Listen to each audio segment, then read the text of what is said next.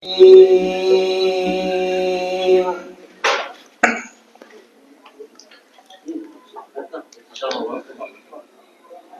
الله الرحمن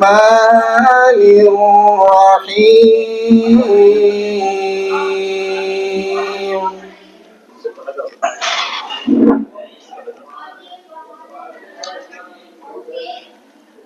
لا يستوي أصحاب النار وأصحاب الجنة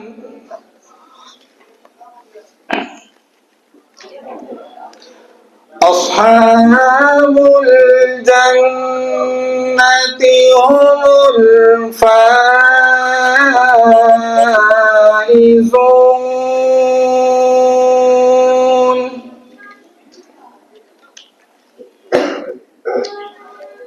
لو أنزلنا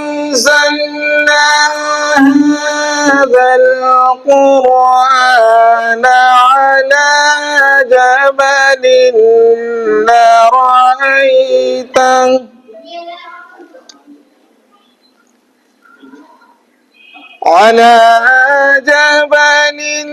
لرأيته خاشعا متصدعا من خشية الله.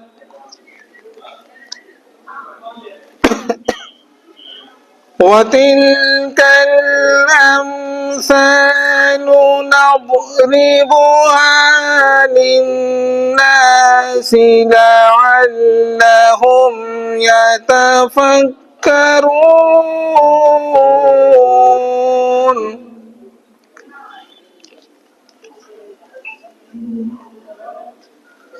هو الله الذي لا إله إلا هو عالم الغيب والشهادة هو الرحمن الرحيم.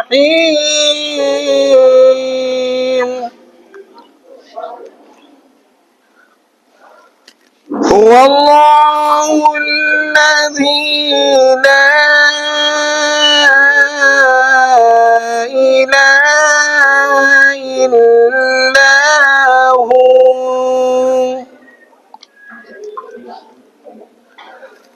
الملك القدوس السلام المؤمن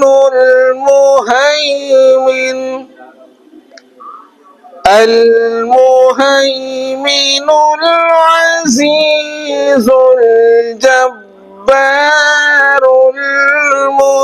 المتكبر سبحان الله عما يشركون.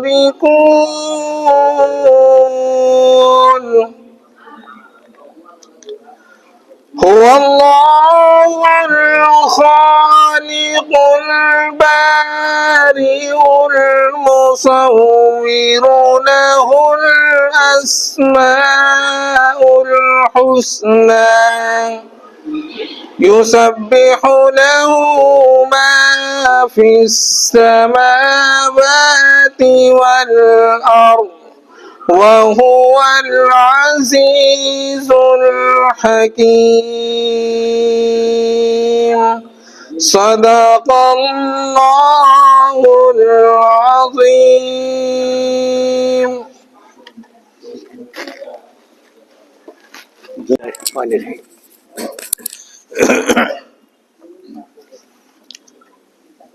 अभी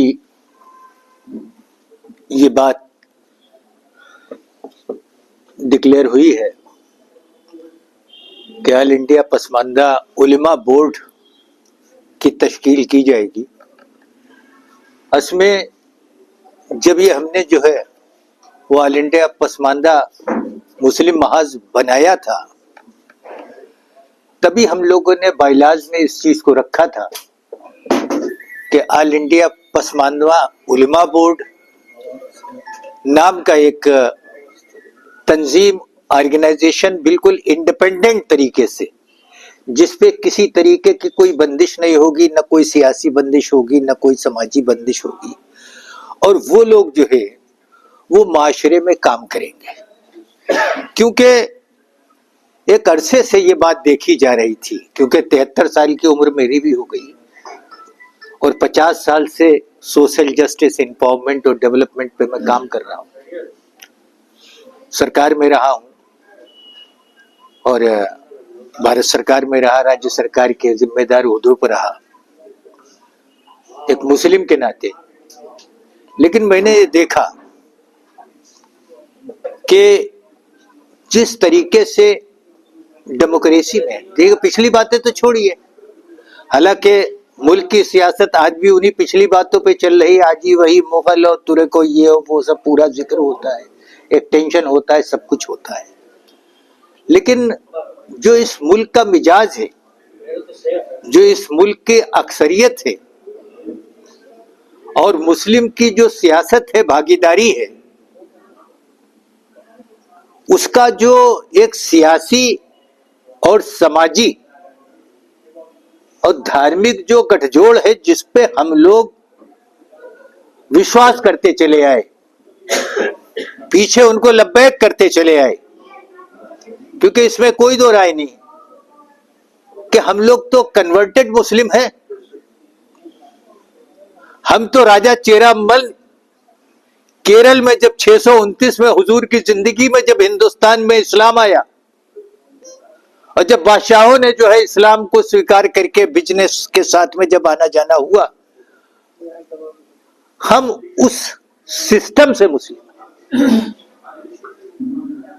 हम कोई मुस्लिम जो है वो इन्वेडर्स से नहीं है, हम कोई आक्रांताओं से मुस्लिम नहीं है। और सवाल इस बात का है कि उन्होंने भी हमारे बारे में कुछ नहीं सोचा। उनके सामने एक सवाल ये नहीं था कि सामाजिक न्याय और अधिकारिता के नाम के ऊपर हिंदुस्तान में फैली हुई जात पात, ऊंच नीच, सामाजिक समरसता में जो कमी थी और जिसके ऊपर हिंदुस्तान के लोगों ने पूरा भरोसा किया और लब्बैक करके जो है वो दीन में दाखिल हुए, तो उनका जो इस्तकबाल होना चाहिए, उनके जो सामाजिक, आर्थिक, सामाजिक, शैक्षणिक जो मामलात होने चाहिए और जिस तरीके से ध्यान देना चाहिए, वो उन्होंने भी नहीं दिया। मुस्लिम हुकूमत के दौर में हिंदुस्तानी कन्वर्टेड मुस्लिम की कोई हैसियत ही नहीं थी, किन्हीं ओहदों के ऊपर उनको जो है वो अपॉइंट ही नहीं किया जाता था। बाद में भी ये एक जहनियत बनी कि साहब ये तो नव मुस्लिम है, इनको तो सिर्फ मदरसों में दाखिल कर दो, हो सकता है मुसलमान तौर तरीके आ जाए।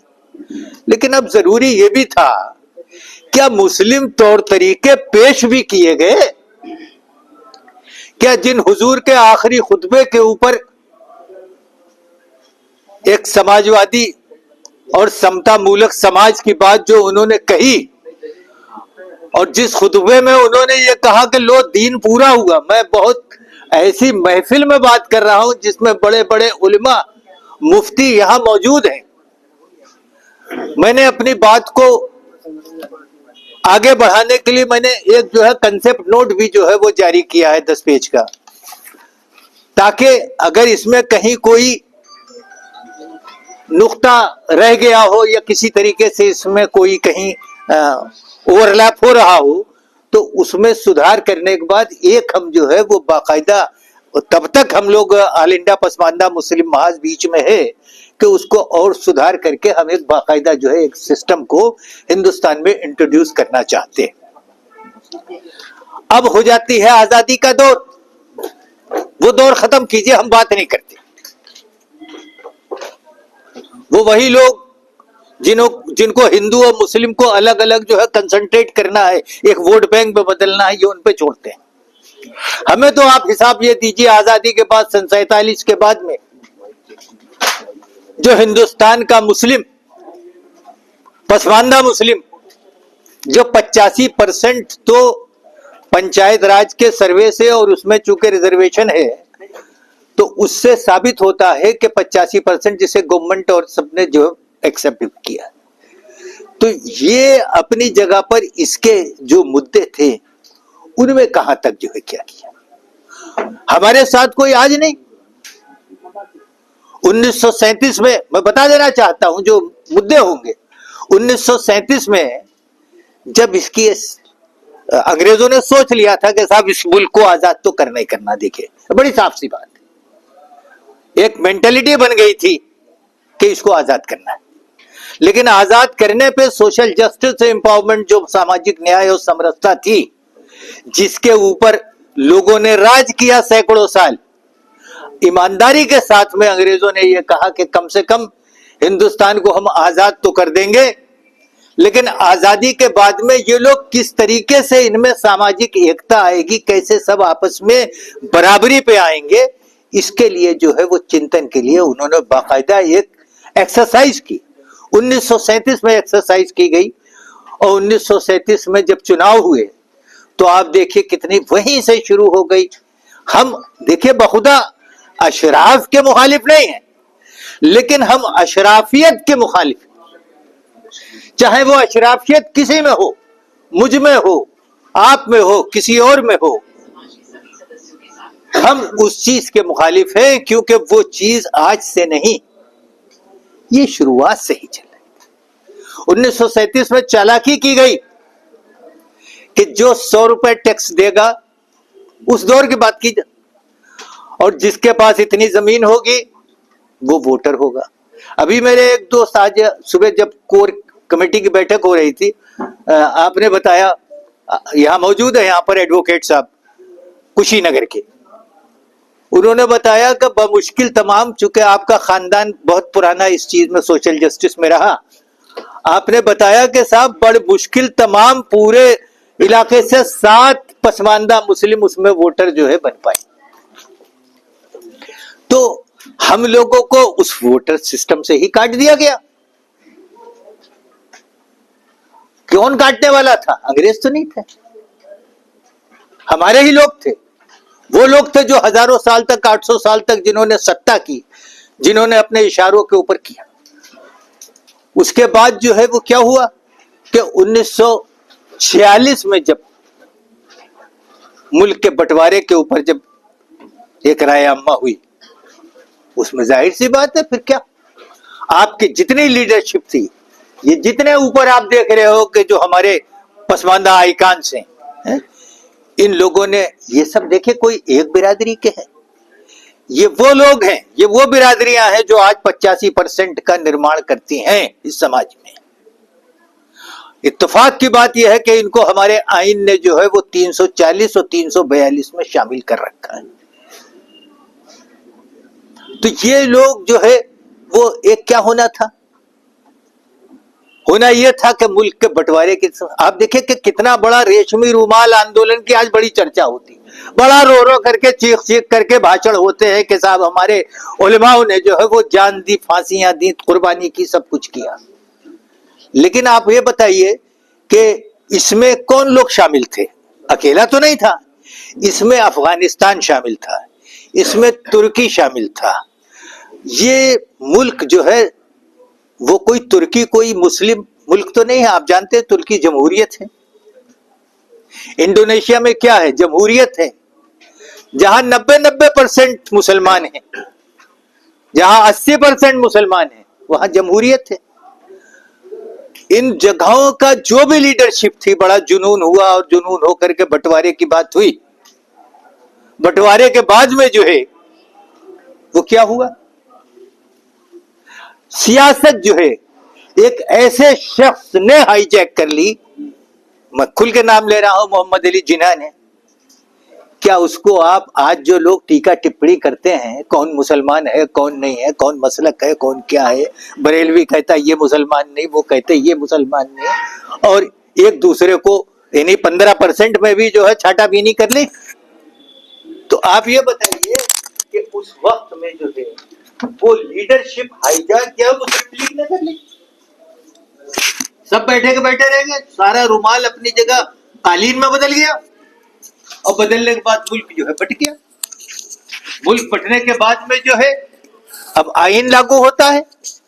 आईन में जो है वो डॉक्टर अंबेडकर हो या लीडरशिप हो उस वक्त की, 340, 341, 342 ये 3 धाराएं हिंदुस्तान के पसमानदा मुस्लिम्स के अपलिफ्टमेंट के लिए किया गया कि आखिर अंग्रेजों ने कहा ठीक हम तुम्हें आजाद तो कर रहे हैं, लेकिन मुझे ये बतलाओ कि ये जो आपका माशरा है, ये जो पसमानदा समाज है, ये जो सोशली एजुकेशनली इकोनॉमिकली बैकवर्ड है, जो जात पात में बटा हुआ है, जिसकी कोई लाइफ नहीं है, ये बराबरी में कैसे आएंगे? तो ये फिक्र सोच पसमानदा सोच अंग्रेजों की 1930 में राउंड बेस कॉन्फ्रेंस में रही। 3 बार कॉन्फ्रेंस हुई, उसमें मक्कारी हुई, यही अशराफी मक्कारी हुई, अशराफियत की मक्कारी हुई, और उसके बाद वो मीटिंग कैंसिल हुई। कैंसिल होने के बाद में जो है ये कहा गया कि नहीं भाई हम पूरा ध्यान रखेंगे। मैं इस तरफ जो है वो अपने आलिमों का ध्यान जो है ले जाना चाहूंगा कि उस वक्त जब ये बात हुई कि भाई ठीक है किस तरीके से कैसे क्या होगा, तो ये इसमें जो है वो ओबीसी में और जनजातियों में मुस्लिम को शामिल होगा। लेकिन 1950 में वही लोग जो अंग्रेजों के राउंड में इस कॉन्फ्रेंस में कह करके आए थे कि नहीं भाई हमें अंबेडकर के साथ नहीं जाना है और हमारा काम जो है, हमारी तरक्की का काम जो है वो कांग्रेस देखेगी, और ये बात कह के गांधी जी ने तो अनशन बाकायदा किया था कि नहीं साहब ये चीज जो है सब बढ़ जाएगा, क्या कैसे होगा। और उसके बाद में जो है वो ये हुआ कि उनके फौरन बाद जो है 1950 में इधर जिसने ये बात कही 1948 में उसकी हत्या हो गई, यानी गांधी जी की हत्या हो गई। और 1950 में जो है एक ऑर्डिनेंस आ गया कि दलित मुस्लिम यानी सामाजिक न्याय के ऊपर ही हम दीन ईमान मुस्लिम हुए और हमारे ही अधिकार जो है अपलिफ्टमेंट के जो है वो 1950 में हटा दिए गए। तो अब ये जिम्मेदारी किसकी थी? ये जिम्मेदारी उसकी थी जो आजादी से पहले के और बाद के जो उलमा ऑर्गेनाइजेशंस थे, कोई भी हो, जो भी थे यहाँ पर। अब आप घड़ी न दिखाएं नहीं तो अगर जहन में वो पूरे प्रिंट नहीं आएगा तो आपका उलमा बोर्ड के जो बाहर जाके जो सवाल होंगे बड़े बड़े कटीले नुकीले, तो आप उसका जवाब नहीं दे पाएंगे, और जवाब नहीं दे पाएंगे तो बड़ी परेशानी होगी। तो आप ये समझिए कि उस वक्त जो है जो हालात थे, तो इन जो लोग ये कहते हैं कि हमारी वजह से जो है वो मुल्क के आजादी में कुर्बानी दी उलमाओं ने, उन उलमाओं का फर्ज था कि वो लड़ाई लड़ते कि 341 में जो है दलित मुस्लिम भी शामिल होगा। लेकिन वो दिन है वकील साहब, आज का दिन है। आज तक हमने खुल करके वोट दिया अशराफों को, हमने मान लिया कि हम पिछड़े हैं, हमने मान लिया कि हमारे पास इंटेलिजेंसिया नहीं है, हमने मान लिया कि हमें सियासी शऊर रहे, हमने मान लिया हमें वोट लेने का तमीज नहीं है, हमने मान लिया कि हमारा वोटर जो है वो मसलकों में बटा हुआ है, वो अपने पास खींचता है, वो अपने पास खींचता है। लेकिन संसद में आप देखिए सबसे पहला नुकसान तो ये हुआ कि इस पसमानदा समाज के जो इंटेलिजेंसिया थी, जो कुछ भी थी, बड़े खूबी के साथ में जो है वो जेएनयू यूनिवर्सिटी के जो है वो प्रोफेसर इम्तियाज साहब कहते हैं कि जो हमारे पास पिछड़े समाज की, पसमानदा समाज की गिनी चुनी इंटेलिजेंसिया थी, वो इंटेलिजेंसिया बड़े बाबू अफसर बनने के चक्कर में पाकिस्तान चली गई। पहला नुकसान।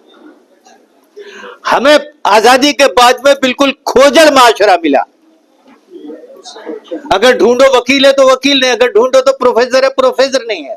हमारे मामू खुद प्रोफेसर थे बरेली कॉलेज के, वो जो है वो पाकिस्तान चले गए, बोले नहीं हम तो वहां डिग्री कॉलेज में प्रिंसिपल बन जाएंगे। तो अब ये सब हालात में जिम्मेदारी किसकी थी? उलमाओं की थी, रेशमी रुमाल वालों की थी, हरे रुमाल वालों की थी, ऊंचे पैजामे वालों की थी, काली टोपी वालों की थी, जुब्बे वालों की थी, क्योंकि हम सब उनके पीछे थे। उनकी जिम्मेदारी थी कि वो ये कहते कि पार्लियामेंट में होना चाहिए। 46 में दंगे हो गए। किस मुल्क में 10 लाख लोगों की मौत हुई है? आप ये बताइए। बेमौत 10 लाख लोगों की कैजुअलिटी हुई।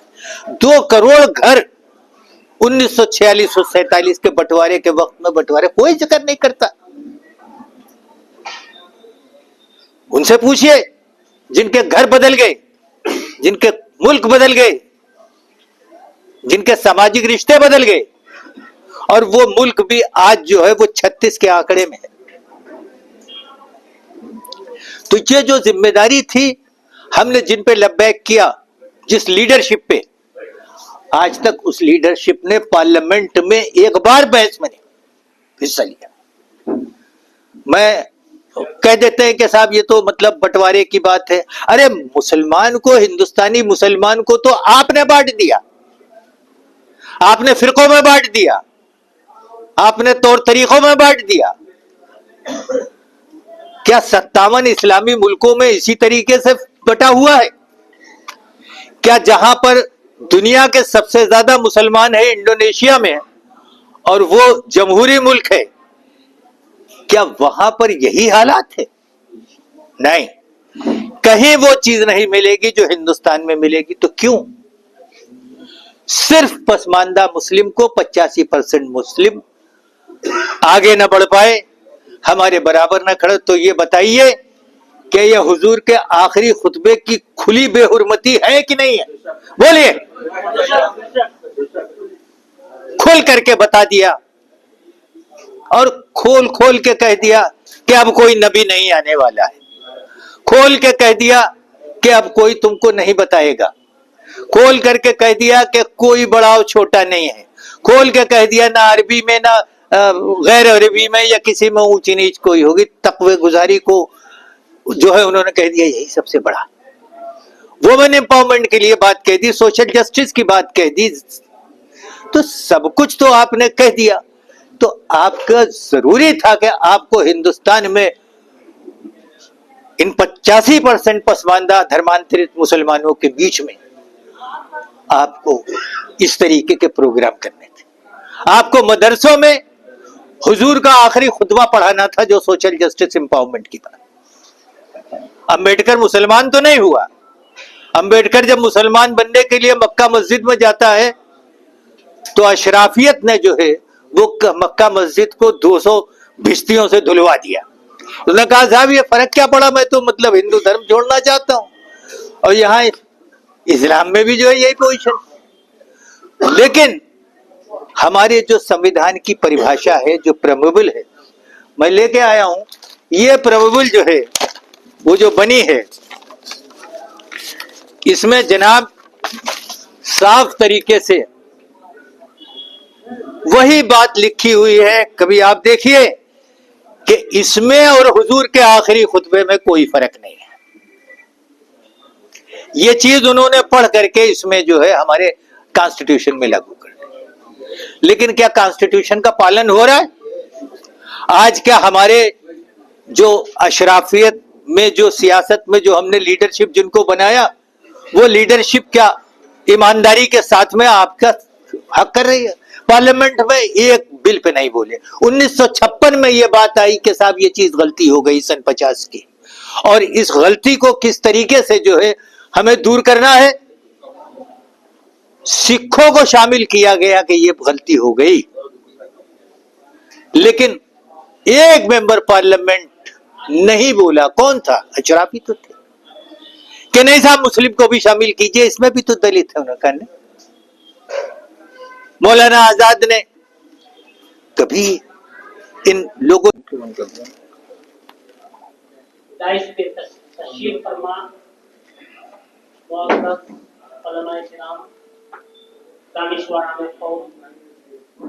दूरों दराज कुर्बो दवार से तशरीफ लाए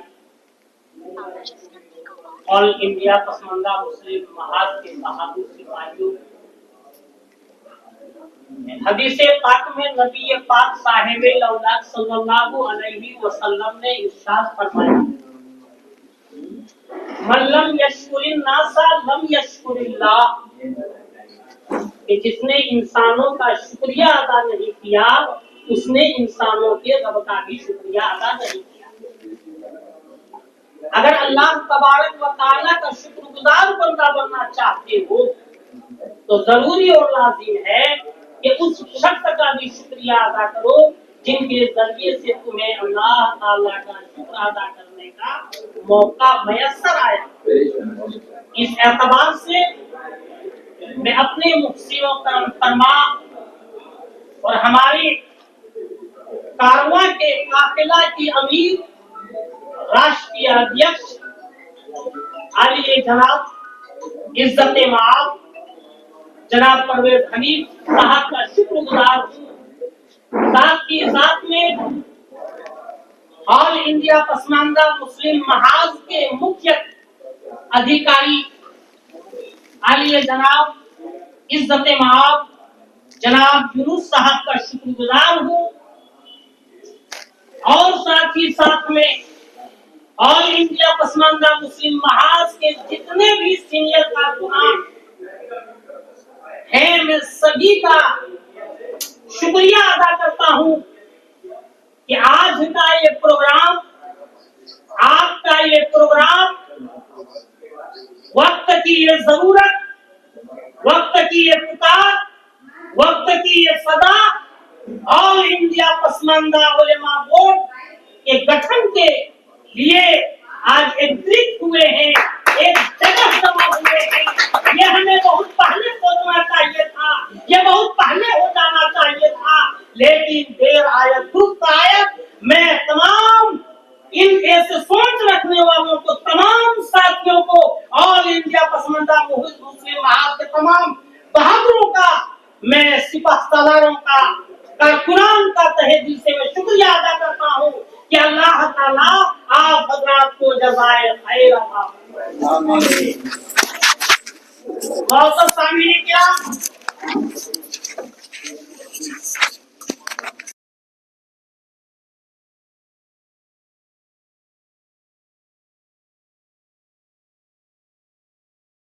आज का ये विशाल सम्मेलन क्यों रखी गई है, क्यों रचाई गई है, क्यों बसाई गई है, क्यों इनेकाद की गई है, ये सभी को मालूम है।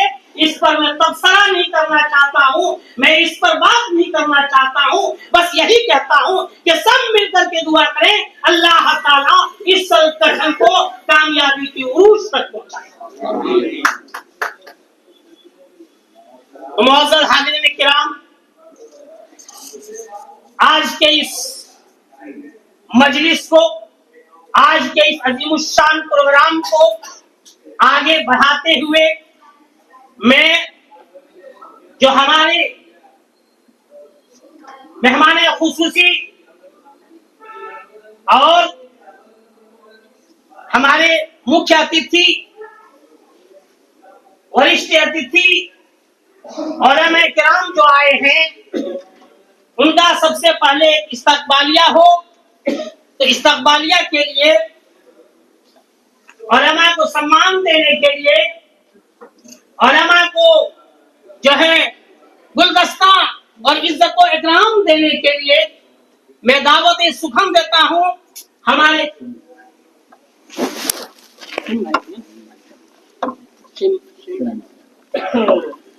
मैं जनाब शमीम भाई से गुजारिश करूंगा कि तशरीफ लाएं और जनाब आरिफ इकबाल साहब, जनाब आरिफ इकबाल साहब को शाल उड़ाकर सम्मानित करें। मोहम्मद अफजाल साहब करें, प्रदेश प्रभारी हैं मोहम्मद अफजाल करिए। मोहम्मद अफजाल साहब जो प्रदेश प्रभारी हैं, मुफ्ती अतीकुर रहमान, मुफ्ती अतीकुर रहमान साहब को, मुफ्ती अतीकुर रहमान मंसूरी साहब को शाल उड़ाकर सम्मानित करेंगे।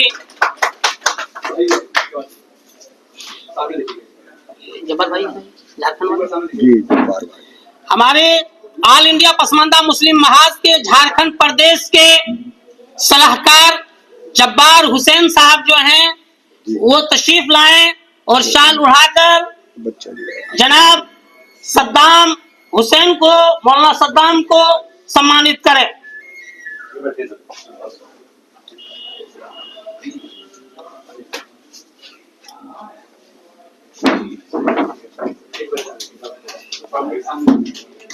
मोहम्मद यूनुस साहब, मोहम्मद यूनुस सीईओ, मुख्य कार्यकारी,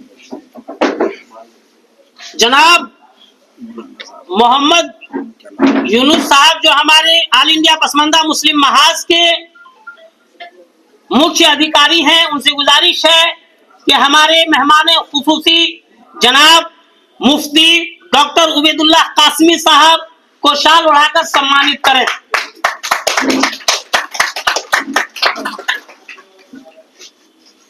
अहमद अंसारी राष्ट्रीय प्रभारी एकता करेंगे ताहिर साहब।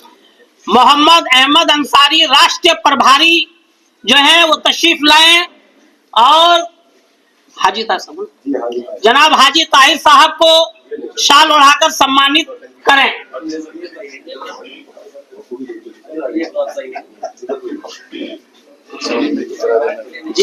शमीम अंसारी साहब को करेंगे। शमीम अंसारी साहब, परवेज हनी साहब को ना, परवेज हनी साहब को करेंगे।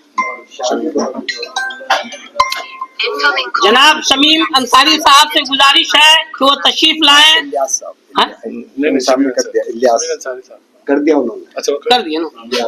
इलियास सलमानी साहब, जनाब इलियास सलमानी साहब से मेरी गुजारिश है कि तशरीफ लाएं और हमारे राष्ट्रीय अध्यक्ष कौमी सदर जनाब परवेज हनीफ साहब का शाल उड़ाकर सम्मानित करें।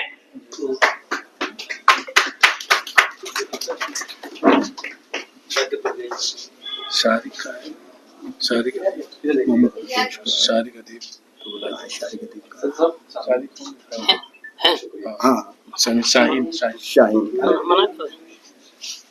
छत्तीसगढ़ के प्रदेश अध्यक्ष, छत्तीसगढ़ आरिफ साहब, छत्तीसगढ़ ऑल इंडिया पसमानदा मुस्लिम महाज के आरिफ नियाजी, छत्तीसगढ़ के प्रदेश अध्यक्ष आरिफ नियाजी साहब से गुजारिश है कि वो तशरीफ लाएं। हमारे राष्ट्रीय प्रवक्ता शाहीन अंसारी साहब को शाल उड़ाकर सम्मानित फरमाएं, जो हज कमेटी के हमारे उत्तर प्रदेश के सदस्य हैं। इधर से हो जाइए, इनका फोटो हो जाए।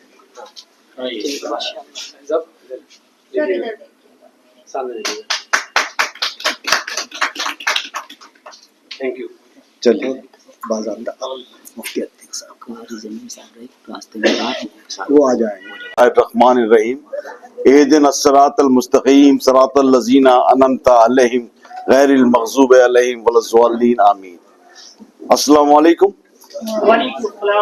आज मेरा दिन नहीं है, ऑल इंडिया पसमानदा महाज के उलमाओं का दिन है। हमारा दिन नहीं, ये वो दिन जिसकी मैंने तवक्को जब की थी, जब पसमानदा महाज बन रहा था। आज वो ख्वाब शर्मिंदा ताबीर हुआ और बिस्मिल्लाह, अल्लाह का बड़ा करम, उसके रसूल सल्लल्लाहु अलैहि वसल्लम की नेमतें और उनकी दुआओं, उनके सदक़े में आज ऑल इंडिया पसमानदा महाज एक कदम आगे बढ़कर अपना उल्मा बोर्ड बना रहा है, जो कि मेजॉरिटी ऑफ मुस्लिम्स का है। हम 88% हैं। 88% का रिप्रेजेंटेशन ना all India personal law board में दिया गया और ना ही जमात इस्लामी ने दिया, ना ही मिल्ली कॉन्फ्रेंस ने दिया, ना ही जमातुल उलमा हिंद ने दिया, ना ही so called all India Muslim personal law board बरेलवियों ने दिया, all India personal law board आपका औरतों ने दिया, हमारी औरतों को दिया, all India Muslim personal law board आपका सुन्नियों ने दिया, न शियाओं ने दिया। तो आज पसमानदाओं ने वो हक अदा कर दिया। इसके लिए जोरदार ताली होनी चाहिए, क्योंकि ये हमारे लोग हैं, हम इस जमीन के लोग हैं, हम बाहर से नहीं आए, हम यहाँ के हैं, हमारा खून यहाँ का है, हमारी मिट्टी यहाँ की है, ये मुल्क हमारा है और कानून में रहते हुए, हिंदुस्तान के संविधान में रहते हुए हम अपने हक का प्रयोग कर रहे हैं। हम कोई जुर्म नहीं कर रहे हैं। ये मुल्क हमारा है क्योंकि हम यहाँ के हैं। ये हम बाहर से नहीं आए, हम ईरान से नहीं आए, हम सऊदी अरब से नहीं आए, हम सेंट्रल एशिया से नहीं आए, हम बनारस से आए हैं, हम मऊ से आए हैं, हम मुरादाबाद से आए हैं, हम बिजनौर से आए हैं, हम रायपुर से आए हैं, हम दिल्ली से आए हैं, हम बनारस से आए हैं, हम राजस्थान से आए हैं, हम इसी मुल्क से आए हैं। हम किसी बाहर के मुल्क से नहीं आए। ये मुल्क हमारा है और बुंदेलखंड से भी आए। अकबर साहब बैठे, इसलिए शर्मिंदा मत हुआ कीजिए। हाँ, इस मुल्क की तकसीम में, इस मुल्क की बदहाली में हमारा कोई हाथ नहीं है। सिर्फ और सिर्फ जो हाथ है अशराफिया मुसलमानों का हाथ है।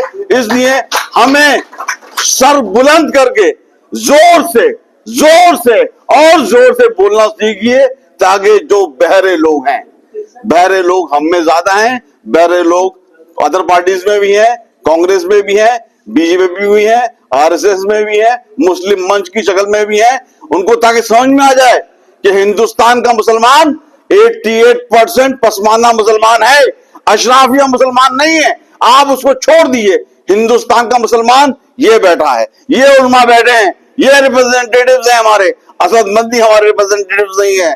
जो मौलाना और जितने भी मौलाना बैठे हैं वो हमारे रिप्रेजेंटेटिव्स ये हैं। चाहे चांद की कमेटी बनेगी तो ये जाएंगे, और आगे कोई मसले होंगे, दीनी मसले होंगे, इनसे पूछा जाएगा, और कोई शरई मसले होंगे, इनसे पूछा जाएगा। किसी और से पूछने की जरूरत नहीं है।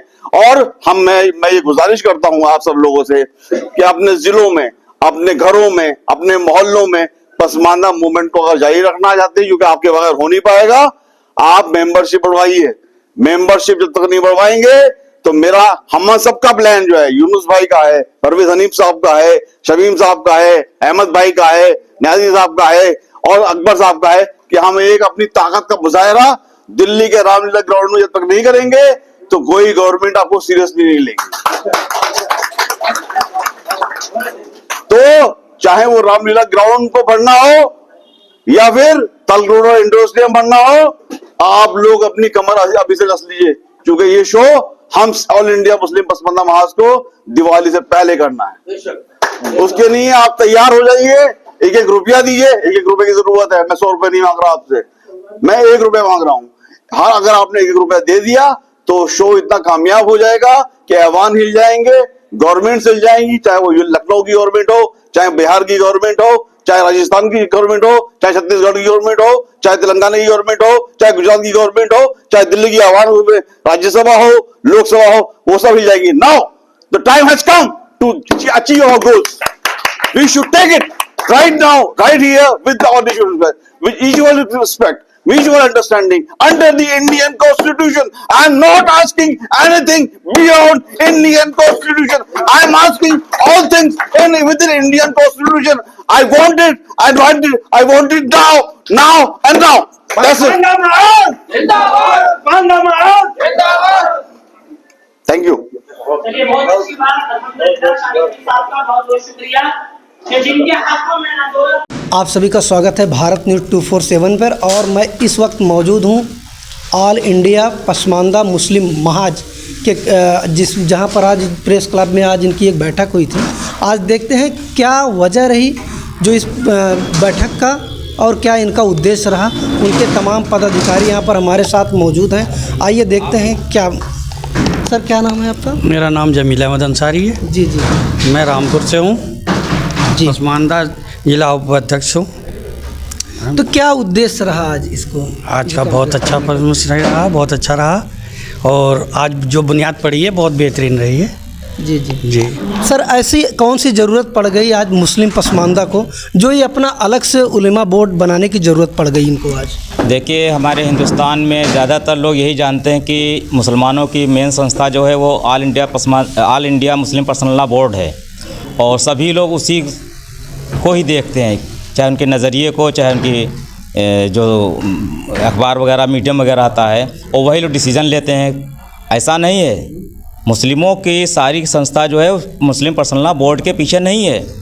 हम लोगों ने ऑल इंडिया पसमानदा मुस्लिम महाज का गठन करके अब इसमें विंग बन रहे हैं। इसी तरीके से ऑल इंडिया पसमानदा उलेमा बोर्ड का गठन किया गया है आज, और बहुत ही खुशी की बात है कि अब हमारे जो आलिम मौलाना जो पसमानदा बिरादरी से हैं, अब उनको ही मान और सम्मान मिलेगा, उनको भी हिस्सेदारी मिलेगी। अभी तक कि उनको कहीं भी हिस्सेदारी नहीं मिल रही है। कहने का मतलब कि जो अशराफ हैं उनसे हमको हिस्सेदारी नहीं मिल रही हम थी। अशराफ नहीं कहेंगे, हमको तथाकथित अशराफ कहेंगे, क्योंकि इस्लाम में मसावात है, बराबरी है, एकता है। ये अशराफ कौन है? अगर वो अशराफ हैं तो हम सुपर अशराफ हैं। लेकिन मस्जिदों में तो कहते हैं कि हम सब भाई भाई हैं। मस्जिद के अंदर भाई भाई, मस्जिद के बाहर नाई नहीं। ये है इनका दो फसला, मतलब जो दो मुंह बातें। जी जी। तो जैसा कि आज देख पा रहे हैं कि पसमानदा समाज शुरू से ही अपने शोषण और अपने सामाजिक अधिकार के लिए लड़ रहा है, और भी हमारे साथ कुछ लोग दूर दराज से चल के। सर कहाँ से आए हैं? मैं यहाँ लखनऊ से हूँ, जिला अध्यक्ष फैज़ अंसारी नाम है मेरा। अच्छा, ऑल इंडिया पसमानदा मुस्लिम महाज के जिला अध्यक्ष? जी हाँ। तो क्या उद्देश्य रहा सर इसका? सर उद्देश्य यहाँ पे जो अभी हमारे सीनियर उन्होंने बताया वही उद्देश्य रहा है इसका, कि उलिमा का गठन इसीलिए किया जा रहा है ताकि हम लोगों को भी मान सम्मान उस तरह से मिले जैसे इन लोगों को मिलता है। जी जी। तो सर आप कुछ कहना चाहेंगे? जी, मेरा नाम शाहीन अंसारी है। मैं ऑल इंडिया पसमानदा मुस्लिम महाज का राष्ट्रीय प्रवक्ता हूँ और उत्तर प्रदेश सरकार में उत्तर प्रदेश राज्य हज समिति का सदस्य हूँ। देखिए, आज हम सभी पदाधिकारियों के सर्वसहमति से राष्ट्रीय उलेमा बोर्ड का गठन हुआ है, किया गया है ऑल इंडिया पसमानदा मुस्लिम महाज में, जिसमें मौलाना उबैदुल्ला कासमी साहब को राष्ट्रीय उलेमा बोर्ड का राष्ट्रीय अध्यक्ष नियुक्त किया गया है, सबकी सहमति से। देखिए, all India Muslim personal law board, personal का क्या मतलब होता है? अपना व्यक्तिगत। क्या ये बताइए, उसमें क्या हमारे जो पसमानदा समाज के, पिछड़े समाज के लोग हैं, क्या उन्हें जिम्मेदारी नहीं मिलनी चाहिए? बिल्कुल मिलनी चाहिए। उन्हें दायित्व नहीं मिलना चाहिए? क्या अच्छे पदों पे वो लोग नहीं होना चाहिए? तो हमने भी अब ये तय किया है कि मैं भी एक घर बनाऊंगा तेरे घर के सामने। उनका पर्सनल है, हमारा आम है। ये ख़ास और आम की लड़ाई है जी। और अभी आपने जो ये बात कही कि मैं भी एक घर बनाऊंगा तेरे घर के सामने, स्पेशली किन की तरफ इशारा है आपका? हमारा इशारा है जो विदेशी मूल के मुसलमान हैं उनकी तरफ है। विदेशी मूल के जो मुसलमान हैं, जिन्हें अशराफ के नाम से भी जाना जाता है, हमारा इशारा उन्हीं की तरफ है, क्योंकि वो पर्सनल चीज़ों को देखिए। जैसे राजनीति में हमारा जो एजेंडा है वो है सामाजिक न्याय। सामाजिक न्याय का मतलब है समाज के हर वर्ग के व्यक्ति को बराबरी हिस्सेदारी, राजनीतिक, आर्थिक, सामाजिक रूप से सबको बराबर सम्मान मिलना, सबकी हिस्सेदारी और उनका हक बराबर मिलना। लेकिन कुछ ख़ास लोगों ने आज़ादी के बाद से हमारे हक अधिकारों को हड़प करके अपने जो राजनीतिक जो सत्ता के अच्छे पद थे उन पर मलाइयाँ खाने का काम किया, उन पर अपने करीबियों को रखने का काम किया, और हमारे जो समाज के लोग हैं उनको उस हक अधिकार से वंचित किया गया। इसलिए हम लोगों ने भी आवाज़ उठाई है कि देखिए, हमारी आबादी 85% है, तो आबादी के अनुपात के हिसाब से हमें भी हमारे राजनीतिक हिस्सेदारी और हक मिलना चाहिए। इसलिए जैसा कि सर बहुत सारे पसमानदा मुस्लिम में बहुत से मनिहार है, जैसे अंसारी हैं, सलमानी हैं, सबका अलग अलग अपना अपना संगठन चल रहा है, अपने लिए वो लड़ाई लड़ रहे हैं। क्या उनको कुछ कहना चाहेंगे आप? नहीं, वो ठीक है, अपना काम कर रहे हैं अपने हिसाब से, वो हमारे साथ। क्या उनको सबको साथ नहीं आना चाहिए? सब हमारे साथ हैं। देखिए, हमारा जो पसमानदा समाज है वो सभी बिरादरियों को साथ लेके चलता है। जितनी पिछले समाज की बिरादरियां हैं, चाहे वो नाई हो, सलमानी हो, मंसूरी हो, मलिक हो, मतलब जितने भी जो हमारी 52 लगभग कमोबेश अगर मैं कहूँ तो 52 बिरादरियाँ होती हैं। कंफर्म मैं नहीं कह सकता, लेकिन 52 का मुझे मालूम है। वो सारी बिरादरियाँ हमारे पसमानदा सामाजिक अधिकार के लिए हो रहा है, लेकिन सियासती अधिकार के लिए अगर बात की जाए तो बहुत सारी पार्टियाँ ऐसी जो कहती हैं कि हम तो मुसलमानों को इतनी सीटें दे दिए, उतनी दे दिए, उसके लिए क्या कहना चाहेंगे सर? देखिए, वो लोग गलत कहते हैं। उन लोगों का इस बात का कोई औचित्य नहीं है, कोई मतलब नहीं है, बेबुनियादी बात करते हैं। बुनियादी बात यह है कि जब वो लोग चुनाव की बात आती है, राजनीति की बात आती है, तो मुसलमान कहते हैं, और उसके बाद में जब चुनाव निकल जाते हैं, राजनीति में अपने आप अच्छे पदों पर आसीन हो जाते हैं, तो फिर वो अलग अलग बिरादरियों में हम लोगों को अलग कन्वर्ट कर देते हैं। एक बात बताइए, जब हिंदू समाज में अलग अलग बिरादरियाँ हो सकती हैं तो मुस्लिम समाज में क्यों नहीं हो सकती?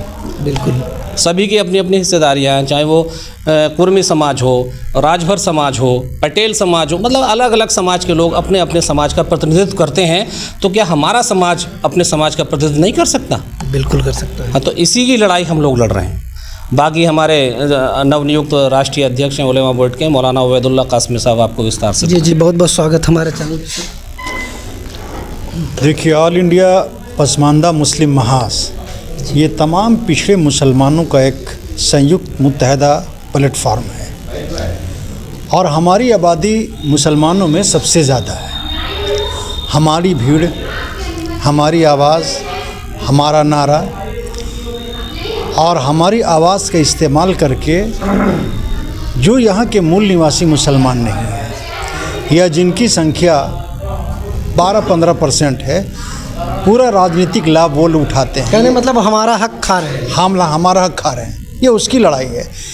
और हम अपने प्लेटफॉर्म से अपने लोगों को सड़क से लेकर सदन तक बढ़ाना चाहते हैं और तमाम ओहदों में हर एतबार से उनको आगे देखना चाहते हैं, क्योंकि हमको बहुत पीछे किया गया और आज़ादी के बाद से अब तक हमारे अधिकारों का हनन किया गया, इस्तेहसाल किया गया और हमको सिर्फ यूज़ किया गया वोट की राजनीति के तौर पर।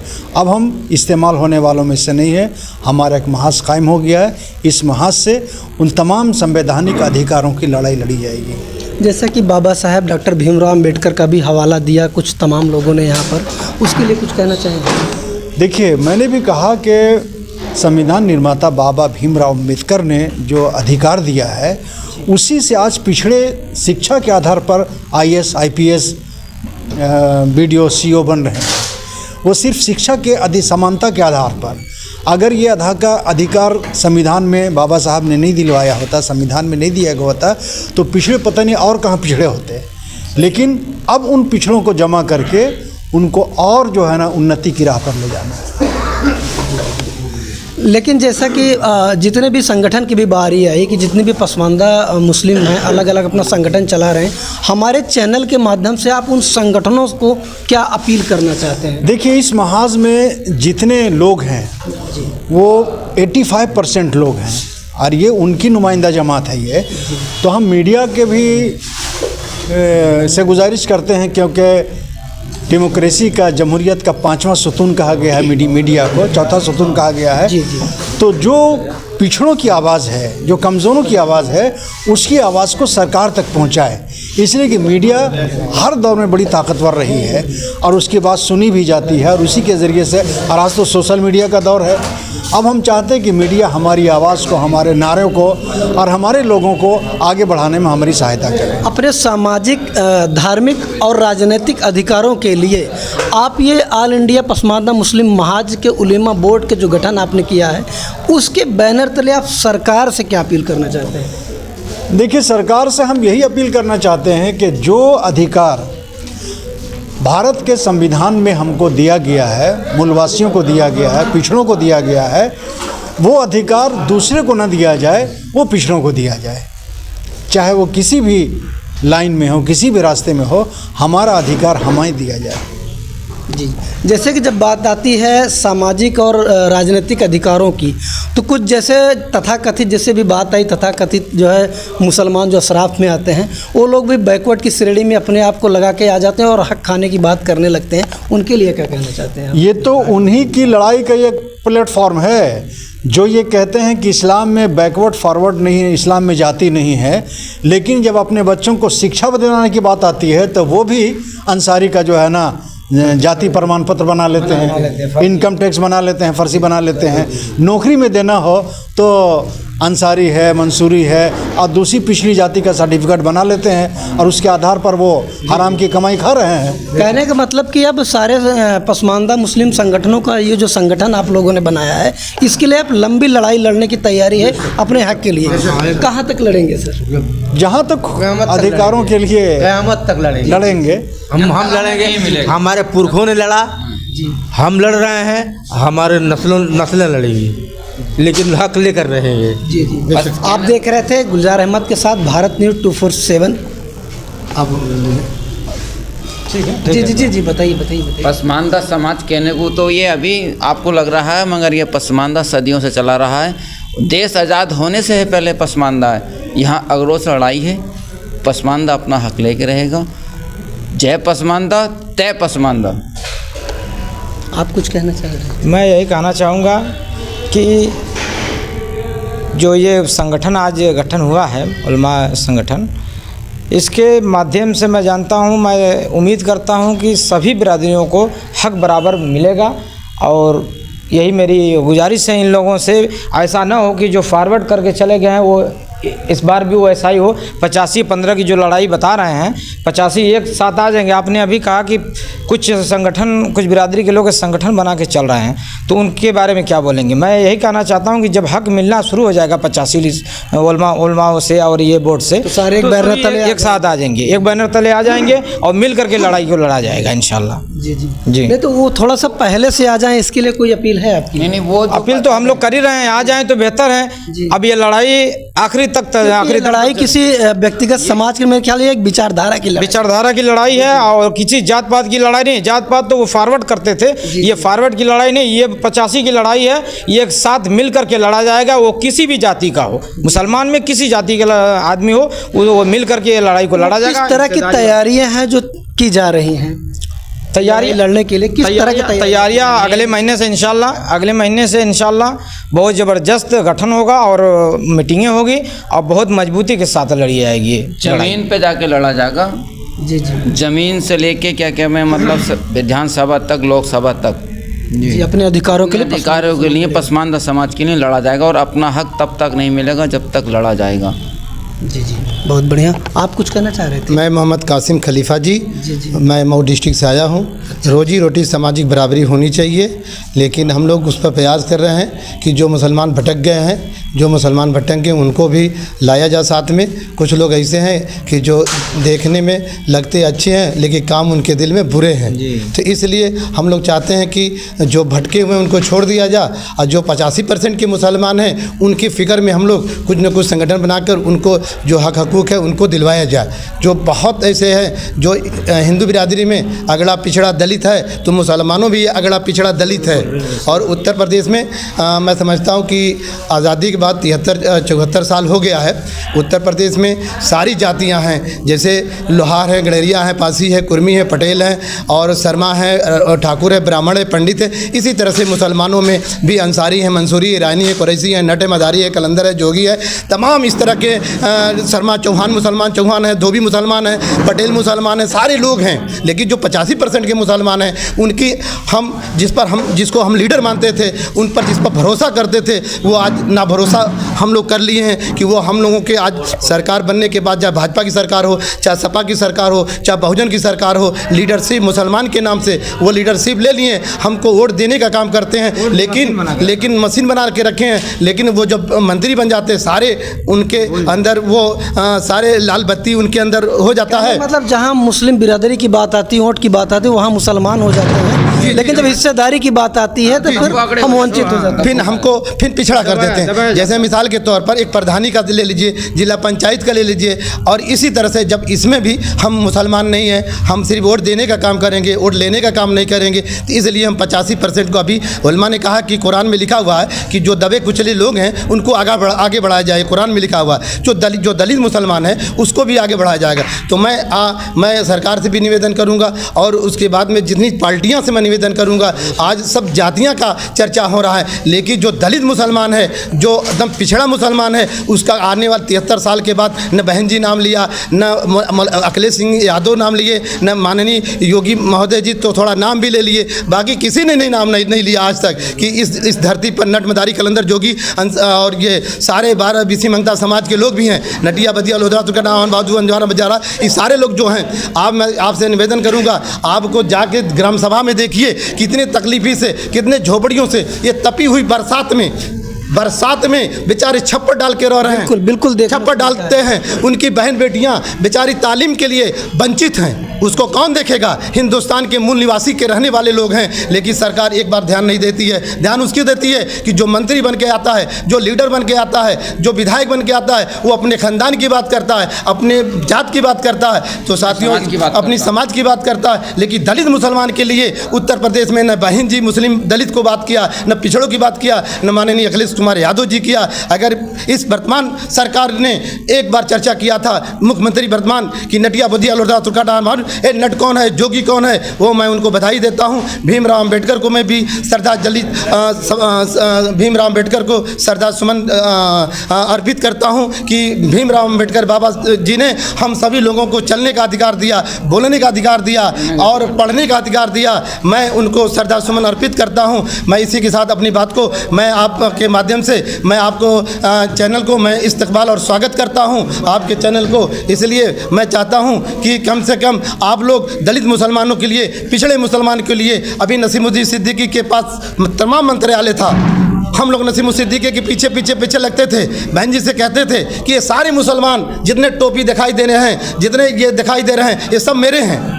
अब लीडरशिप उनके पास हो गई। बहन जी ने आदेश भी दिया था कि पिछड़े मुसलमान, दलित मुसलमान को कुछ बनाओ, लेकिन नसीमुद्दीन सिद्दीकी वो चाहते थे, वो सुनते थे, जानते थे कि अगर मैं कुछ बना दूंगा तो ये आगे बढ़ जाएंगे। इसलिए मैं आपसे निवेदन करना हूँ कि उत्तर प्रदेश में जो दलित मुसलमान हैं, आज तक 73 साल के बाद तपी हुई धूप में बेचारे पड़े हुए झोपड़ जो गरीब समाज के लोग हैं, आज वो बरसात में तपी हुई धूप में वंचित हैं, सारे व्यवस्था से, सरकार से वंचित हैं। उनको कौन देगा? उनका कोई लीडर नहीं है। पसमानदा के साथ रहकर मुझको उम्मीद है कि ये दीन के साथ साथ में रोजी रोटी, सामाजिक बराबरी का दिलाने का काम करेंगे। इसी के साथ आपके चैनल को मैं स्वागत करते हुए जय भीम, जय भारत, खुदा हाफिज। आपके चैनल के माध्यम से मैं सभी राजनीतिक पार्टियों से ये अपील करता हूँ कि पसमानदा, ऑल इंडिया पसमानदा समाज के बैनर के तले हम लोग इसीलिए इकट्ठे हुए हैं कि जिसकी हिस्सेदारी उसकी उतनी भागीदारी होनी चाहिए। बस यही लड़ाई है हमारी। जी, जो देगा हिस्सेदारी उसके करेंगे तरफदारी। जी, बहुत हो चुका, जितना धोखा देना था दे चुके ये लोग।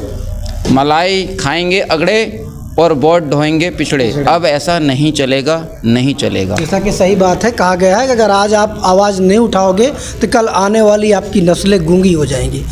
ये वो युवा हैं जो अपने पसमानदा मुस्लिम समाज के लिए आज आवाज़ बनकर आगे आए हैं, और उम्मीद है कि इनका काम आगे से निकले, इनका लक्ष्य पूरा होगा। इसी के साथ आप बने रहें हमारे साथ भारत न्यूज़ 247 पर। कट कर दीजिए। वालेकुम वरहमतुल्लाहि वबरकातुहू।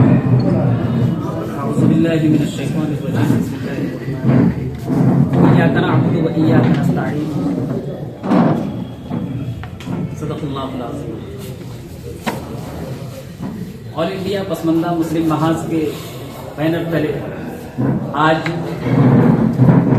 उत्तर प्रदेश के राजधानी लखनऊ प्रेस क्लब भवन में इकट्ठा हुए हैं। मैं सबसे पहले ऑल इंडिया पसमानदा मुस्लिम महाज के अमीर कारवां मोहतरम जनाब सदर मोहतरम परवेज़ हनीफ अंसारी साहब का शुक्रिया अदा करना चाहूँगा। साथ ही मुख्य कार्यकारी अधिकारी मोहम्मद यूनुस साहब का, कि जिन्होंने मुझे झारखंड के पसमानदा संहलात इलाके से चुन करके इस जगह पहुंचाया। मैंने कभी सोचा भी नहीं था। मैं पेशे से उर्दू नवानिगार हूँ। मैं कभी किसी सम्मेलन में आज तक संबोधित नहीं किया। पहली बार ये प्रोग्राम मुझे ऑल इंडिया पसमानदा मुस्लिम महाज की तरफ से बोलने के लिए दिया गया है। खुश भी हूँ और इस बात से डर भी रहा हूँ कि कहीं ऐसा ना हो कि हमारी जुबान लफ्ज़िशात करे, गलतियां करे, कोताही करे। और हमारे जो संचालक महोदय हैं, जिन्होंने मुझसे कहा कि कम शब्दों में आप बात रखिए।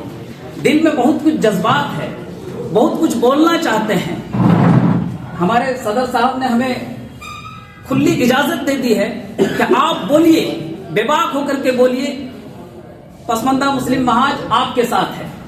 तो जब हमारे सदर मोहतरम साहब का हमें बोलने के लिए इजाजत है, तो हमारे साथ जो कुछ हुआ है हम बोलेंगे, यहाँ बोलेंगे, इस जगह बोलेंगे, इसलिए कि ये हमारा घर है। हम अपने परिवार के बीच में अपनी बात नहीं बोलेंगे तो कहाँ बोलेंगे?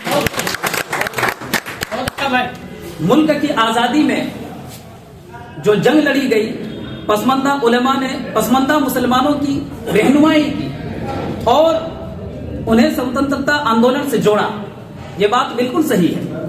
उस दौर में भी पसमानदा उलेमा गरीबी और मुफलिसी के शिकार थे, लेकिन अपनी बदहाल जिंदगी और अपने अहलो अयाल के परवाह किए बिना आजादी के कारवां को कमजोर होने नहीं दिया। लेकिन अफसोस के साथ कहना पड़ता है कि जिस उम्मीद और जिन सपनों के साथ देश को आजाद कराया गया, जिस सपनों के साथ आजाद कराया गया था, वे आज तक पूरे नहीं हो सके।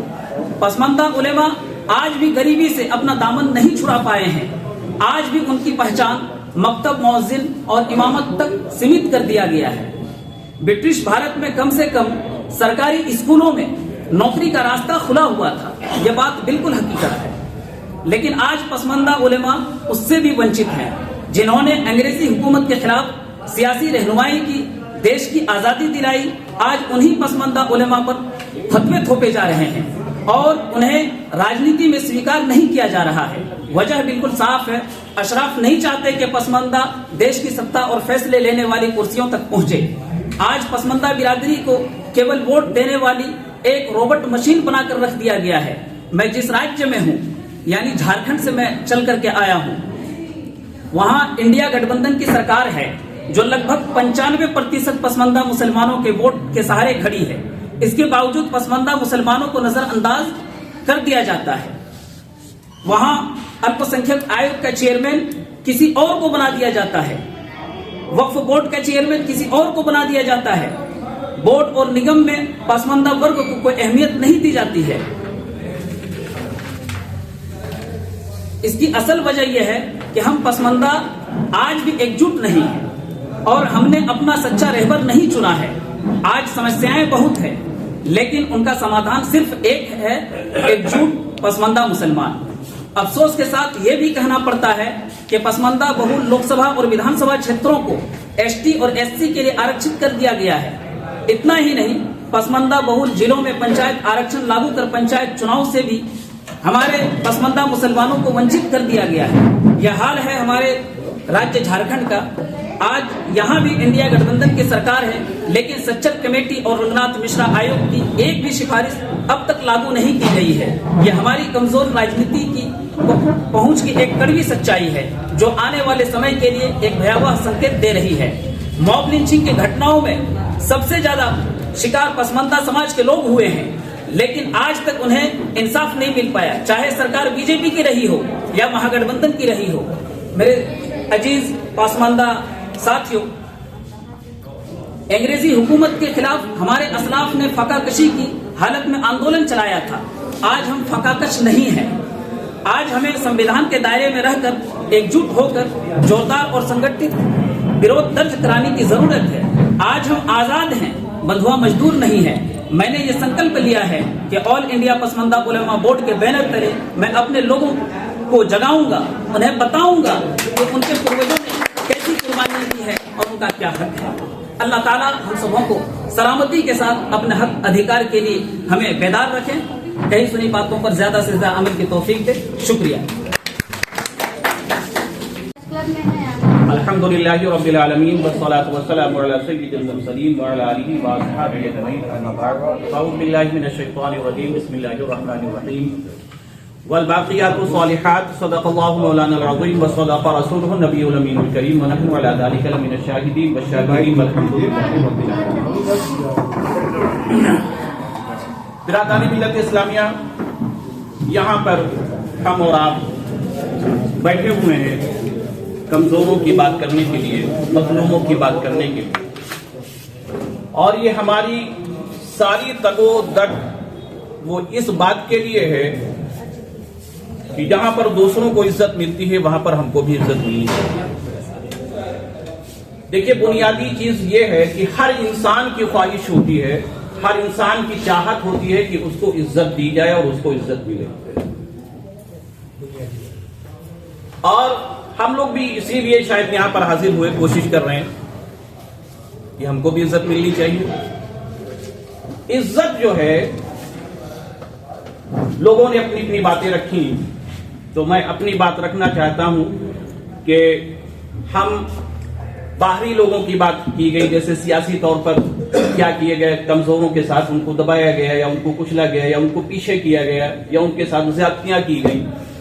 कुछ हम अपने अंदर की भी चीजों को भी देखें, अंदरूनी चीजों को भी देखें। तो कहने का मतलब यह है कि इज्जत हर इंसान की ख्वाहिश होती है, और इज्जत जो है वो कई चीजों से मिलती है, माल से भी मिलती है और नेक आमाल से भी मिलती है। इज्जत माल से भी मिलती है, नेक आमाल से भी मिलती है। लेकिन माल की जो इज्जत होती है वो फानी होती है, क्योंकि माल फानी होता है। हम अक्सर मुशाहिदा करते हैं कि जो आज का अमीर है कल देखते हैं वो फकीर नजर आता है, आज देखते हैं कि मुल्क का सदर है कल देखते हैं वो मुल्क बदर नजर आता है, आज का जो वजीर आजम है कल हम देखते हैं वो असीर आजम है। क्यों ऐसा है? ऐसा इसलिए है कि माल फानी है और माल से मिलने वाली इज्जत भी फानी होती है। लेकिन नेक अमाल जो है, अच्छे काम, नेक अमाल, तकवा जिसको हम बोलते हैं, परहेजगारी जिसको हम बोलते हैं, तो नेक अमाल जो है ये हमेशा बाकी रहने वाले हैं। इसलिए कि कुरान पाक में अल्लाह तबारक व तआला ने फरमाया वल बाक़ियातुस सालिहात, नेक अमाल बाकी रहने वाले हैं और नेक अमाल से मिलने वाली इज्जत भी हमेशा बाकी रहने वाली है। दुनिया में भी इज्जत मिलती है और आखिरत में भी इज्जत। अब जो बुनियादी बात मैं कहना चाहता हूं आपसे वो ये है कि देखिए नेक अमाल हासिल कैसे होंगे, हम नेक अमाल करेंगे कैसे, हासिल कैसे करेंगे? तो नेक अमाल जो हासिल होता है वो इल्म से हासिल होता है। बात समझ रहे हैं आप? आज हमारी कम्युनिटी में हम बात करते हैं कि मजलूम है, लेकिन हमारी कम्युनिटी में एजुकेशन आप देखिए क्या है, तालीम क्या है, हम तालीम में कितने आगे हैं। आज कंडीशन ये है कि जो छोटी बिरादरियों के लोग कह लें या निचले तबके के लोग कह लें, बच्चा बड़ा हुआ 12 साल 13 साल का हुआ, किसी न किसी हुनर पे लगा दिया, किसी न किसी काम पे लगा दिया कि बच्चा 4 पैसा कमा करके लेकर के आएगा। हम पढ़ाने की तरफ, तालीम की तरफ हमारी तवज्जो नहीं है। जबकि कुरान पाक की पहली आयत करीमा अगर अल्लाह तबारक व तआला ने नाजिल फरमाई है तो इक़रा नाजिल फरमाया है तालीम के ताल्लुक से और इल्म हासिल करने के ताल्लुक से नाजिल फरमाया। मेरे आका अल्लाह के रसूल ने खुद इरशाद फरमाया इल्म हासिल करो। अगर इल्म हासिल करने के लिए अगर के तुमको चीन तक जाना पड़े, अगर तुमको चीन तक जाना पड़े, इसी तरीके से मेरे आका अल्लाह के रसूल ने इरशाद फरमाया इल्म हासिल करो माँ की गोद से लेकर के कब्र तक। इसलिए कि इल्म के जलवे बहुत ही अजीम हैं। जितना ज्यादा तालीम याफ्ता कौम होगी उतनी ही ज्यादा इज्जतदार वो कौम होगी। आज आप देखो इसराइल कितना बड़ा है, हम दूसरों को क्यों कहते हैं, हम अपने आप को मजबूत क्यों नहीं करते? हमें अपने आप को मजबूत करना चाहिए। इसराइल इतना ताकतवर क्यों है? एजुकेशन की बुनियाद पर, तालीम की बुनियाद पर, टेक्नोलॉजी की बुनियाद पर आज इसराइल जो है इतना आजाद आगे। हमको किसने रोका है इल्म हासिल करने? इल्म के जलवे आपको मैं बताऊं कि जब अल्लाह तबारक व तआला ने हजरत फरिश्तों से कहा था कि फरिश्तों मैं आदम को पैदा करना चाहता हूं, तो फरिश्तों ने कहा था कि परवरदिगार ऐसों को क्यों पैदा करेगा जो झगड़ा फसाद करेंगे, खूनरेजी करेंगे, आपस में लड़ाई झगड़ा करेंगे। और चल ही रहा, आप देख ही रहे हैं। अगर कोई बड़ा है तो नीचे वाले को दबाने की कोशिश में लगा हुआ है, कोई ताकतवर है तो कमजोर को दबाने में लगा हुआ कि कमजोर आगे न बढ़ने पाए। लेकिन हम अपने आप को कमजोर क्यों बना के रखें? हम क्यों नहीं ताकतवर बनने की कोशिश करते हैं? ये जमाने की, ये दुनिया की रविश है कि जो ताकतवर होगा वो हमेशा कमजोर को जो है दबाने की कोशिश करेगी। बात समझ रहे हैं ना जी? तो जब अल्लाह तबारक व तआला ने, वक्त ज्यादा होगा तो बताइएगा क्योंकि हमारी दीनी जो है वो जा रही है, बस हम जल्दी खत्म करेंगे, ज्यादा वक्त नहीं। तो कहने का मतलब यह है कि जब अल्लाह ने फरिश्तों से कहा कि आदम को पैदा करना चाहते हैं, फरिश्तों ने कहा कि ऐसों को पैदा करेगा जो झगड़ा फसाद करेंगे, हम तो तेरी तस्बीह बयान करते हैं, तेरी हम्द बयान करते हैं। तो अल्लाह तबारक व तआला ने कहा था कि ऐ फरिश्तों, जो चीज मैं जानता हूं वो चीज तुम नहीं जानते हो। और फिर उसके बाद में अल्लाह तबारक व तआला ने मालूम है क्या किया है? आदम को इज्जत किस बुनियाद पर मिली है? इज्जत चाहते हो तो उसी जगह पर आना पड़ेगा जहां पर अल्लाह तबारक व तआला ने हमें और आपको आने के लिए कहा। बात समझ रहे हैं? आदम को इज्जत मिली इल्म की बुनियाद पर। अल्लाह तबारक व तआला ने हजरत आदम को सारी चीजों का इल्म अता फरमाया और इल्म अता फरमाने के बाद में हजरत आदम से पूछा कि आदम बताओ, इन चीजों के नाम बताओ। अल्लाह तबारक व तआला एक एक चीजों का नाम पूछता गया, आदम बताते गए। हर चीज का नाम हजरत आदम अलैहिस्सलाम ने रब की बारगाह में बताया। क्यों? इसलिए कि उनको उसका इल्म था। और फिर उसके बाद में जब फरिश्तों से पूछा तो फरिश्ते कहने लगे परवरदिगार, मुझको उतना ही इल्म है जो तूने हमको अता फरमाया है, इसके बारे में हम कुछ नहीं जानते। तो कहने का मतलब ये है कि हजरत आदम अलैहिस्सलाम अपने इम्तिहान में कामयाब हुए, इल्म की बुनियाद पर कामयाब हुए, और जब बंदा कामयाब होता है तो इसको इनाम भी दिया जाता है। हम और आप अच्छी तरीके से जानते हैं कि उसको इनाम भी दिया जाता है। हजरत आदम को अल्लाह ने इनाम अता फरमाया।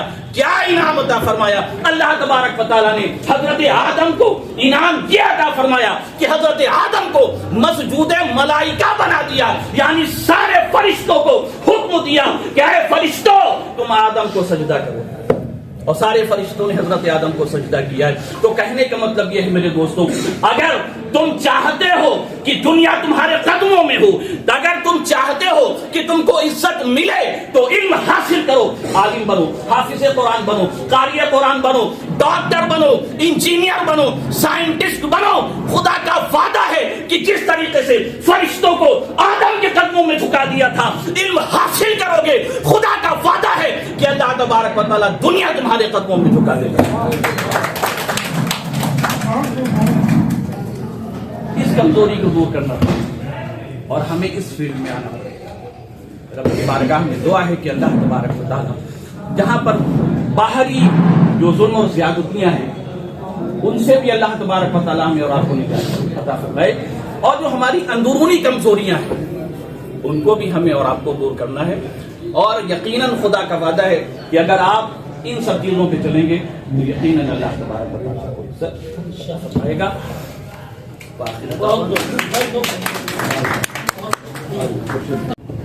हमारे साथियों, आज हम लोग अपने मुबाइल सुनने के लिए यहाँ इकट्ठा हुए थे, और ये प्रोग्राम पसमानदा मुस्लिम महाज ने बहुत अच्छे वक्त में और बहुत अच्छे तरीके से रखा है।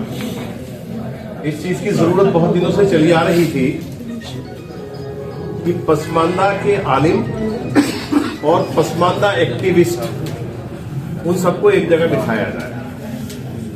सवाल ये खड़ा होता था कि जब कभी भी देश के चुनिंदा लोगों के नाम लिए जाते थे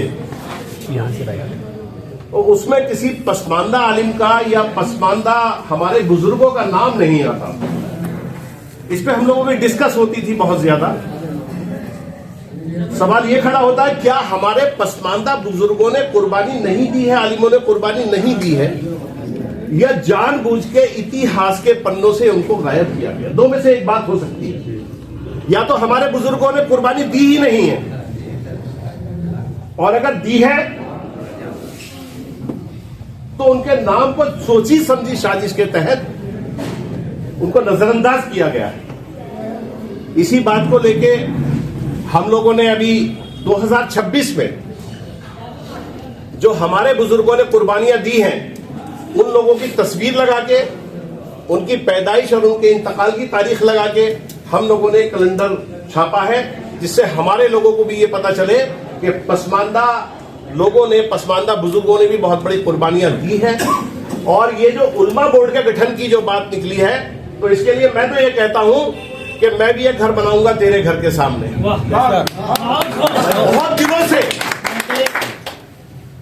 बहुत दिनों से हम लोग इसका तज्जिया कर रहे थे, हम आरटीआई हम लोग डालते थे और हम लोग इसके अंदर से गायब रहते थे। उलमा बोर्ड के अंदर, इसके अंदर आ जाइए, पर्सनल बोर्ड के अंदर आ जाइए, पर्सनल इनका अपना बोर्ड, इस्लाम के ठेकेदारों का, चंगेजियों का अपना बोर्ड, और इसमें हम लोगों के लिए कोई जगह नहीं है। मेरे यहाँ ऐसे ऐसे आलिम यहाँ भी बैठे हैं, इसके अलावा भी हैं, जिनके सामने इनके आलिमों के बोलने की जरूरत भी नहीं होगी। आज पसमानदा महाज ने यह काम करके दिखा दिया है और हम लोग इनको उनके सामने हमने खड़ा किया है। अब सारी बातों का जवाब ये लोग देंगे इस्लाम के दायरे में रहेंगे। इस्लाम के ठेकेदार वो नहीं रहेंगे, इस्लाम के ठेकेदार मेरे बुजुर्ग रहेंगे, मेरे आलिम रहेंगे, और वो लोग मुतमईन करेंगे कि असली बात है क्या। एक बात मैं आपको बता दूं कि जिन लोगों को आप अपना समझते हो, अभी हमारे आए साथी ने जो बात कही है, हम जिनको अपना समझते हैं वही तुम्हारे अपने नहीं। बिल्कुल, बहुत बड़ी गलतफहमी न हो। अगर अजान शुरू होगी तो सबसे पहले उठ के नमाज मैं पढ़ने जाऊंगा, लेकिन मेज पे अगर बैठेंगे तो मेरे हिस्से का सामान मुझे हर हाल में चाहिए, इससे कम पे गुजारा नहीं होगा। एक कटरे में कुर्बानी में 7 हिस्से होते हैं, तो मेरे हिस्से की कलेजी मैं छोड़ूंगा नहीं किसी भी हालत में, वो तो मुझे चाहिए हर हाल में।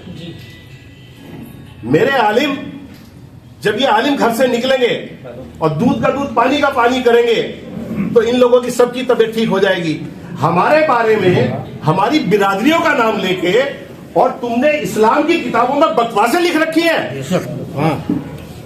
जो बात मैं यहां कह रहा हूं उससे मैं मुकर भी सकता हूं, लेकिन जो बात पहले लिख दी है उससे मुकर नहीं सकते हम किसी भी हालत में। आज उन किताबों को देख लीजिए, एक आलिम हुआ करते थे मुफ्ती मोहम्मद शफी उस्मानी साहब, जो दारुल उलूम देवबंद के मोहतमिम भी हुए हैं।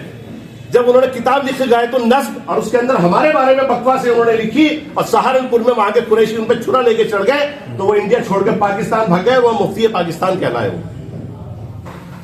या तो यहां इंसान बन के रहो, इन लोगों को भी भगाया जाएगा। विदेशी आक्रमणकारी चंगेजी आलिम, या तो यहां इंसान बन के रहो, वरना तुम्हें वहां की नागरिकता दिलवाने की जिम्मेदारी हम लोग लेंगे। क्या बात है। मैं अपने आलिमों से जो यहां बैठे हुए हैं, मेरी उनसे गुजारिश है कि हमारी सरपरस्ती करें, और जो सही बात है इस्लाम के दायरे में रहके उसके लिए सही को सही कहने में हिम्मत करें। हम लोग आपके पीछे खड़े हैं, आपके खड़े होने, आगे खड़े होने की हम लोगों की हिम्मत नहीं है। आपके समाज में ऐसे ऐसे लोग हैं जो इनके हलक पे हाथ डाल के इनकी आंखें बाहर निकाल लेंगे।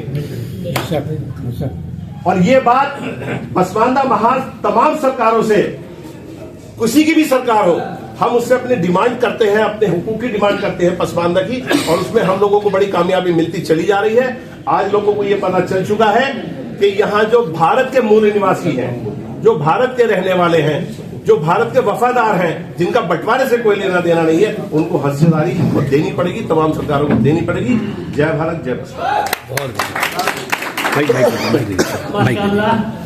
Thank you.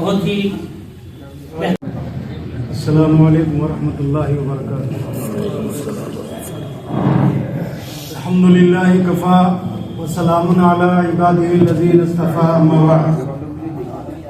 क़ाल नबी सल्लल्लाहु तआला अलैहि वसल्लम, अला कुल्लुकुम राइन व कुल्लुकुम मस्ऊलुन अन रइयतिही, औ कमा क़ाल अलैहि सल्लतु वस्सलाम।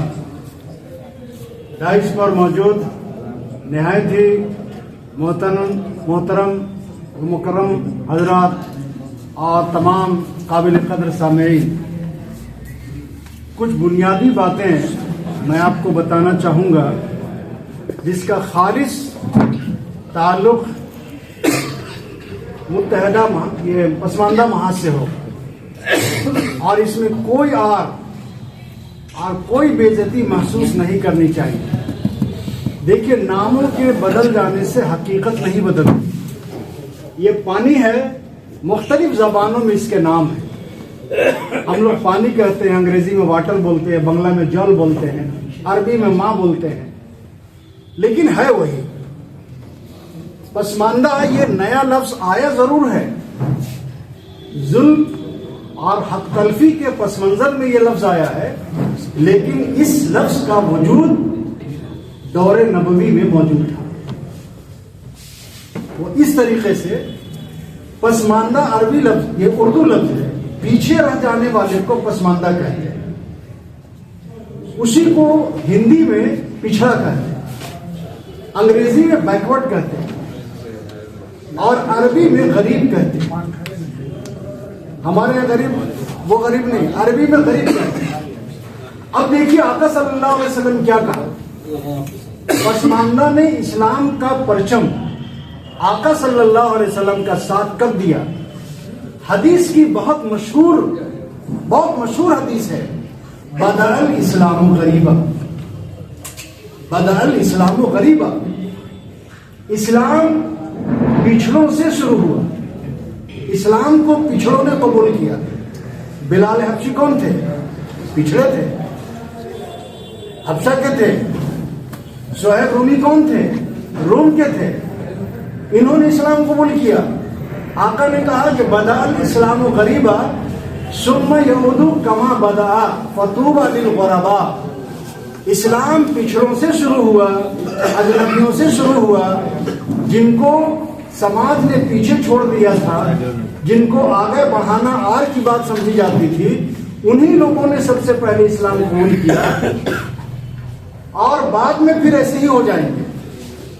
फतूबा लिल गुरबा, तो मुबारकबाद के लायक हैं पिछड़े, वो जो गरीब लोगों ने, पिछड़ों ने इस्लाम का साथ दिया पहले भी और बाद में भी साथ देंगे। तो आका की ज़बान मुबारक से मुबारकबादी का पैगाम क़यामत तक के पिछड़ों को हदीस की किताबों में आज भी मौजूद है। दूसरी बात यह है कि जब हम अपना आदर और सम्मान आवाम से कराना चाहते हैं तो हम कहते हैं कि हम नाइबे रसूल हैं।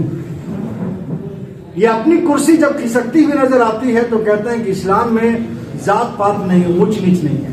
मैंने भी बाइट में कहा कि इस्लाम में बिरादरियत नहीं है, मुसलमान में है। इस्लाम में जात पात नहीं है लेकिन मुसलमानों में है, और पूरा मुल्क का जमहूरी सियासी सिस्टम इसी बिरादरियत पर है। बिल्कुल। आप कहते हैं कि मुसलमानों को आबादी के हिसाब से सीट दिया जाए।